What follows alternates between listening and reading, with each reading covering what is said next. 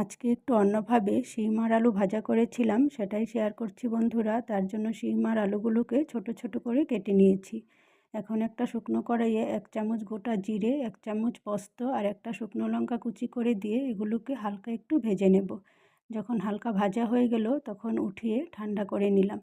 ঠান্ডা করে মিক্সচারে দিয়ে একটু গুঁড়ো করে নিলাম, একদম মিহি পেস্ট করিনি, হালকা একটু গুঁড়ো করে নিয়েছি। তারপর কড়াইয়ে তেল গরম করে কালো জিরে আর কয়েকটা কাঁচা লঙ্কা ফোড়নে দিয়ে দিলাম, দিয়ে ফোড়নটাকে হালকা একটু ভেজে নিলাম।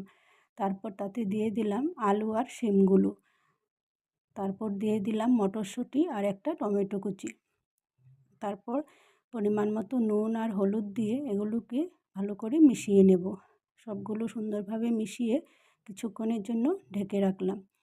কিছুক্ষণ পর দেখো বন্ধুরা, সুন্দরভাবে সবগুলো সিদ্ধ হয়ে গেছে এবং ভাজা ভাজাও হয়ে গেছে।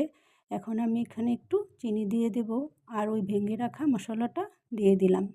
এই মশলাটা দেওয়াতে খুব সুন্দর একটা সেন্ট এসেছিল এবং খেতেও খুবই টেস্টি হয়েছিল। এখন সবগুলো আবার খুব ভালো করে একটু ভেজে নেব। যখন একদম ভাজা ভাজা হয়ে গেল তখন নামিয়ে নিলাম।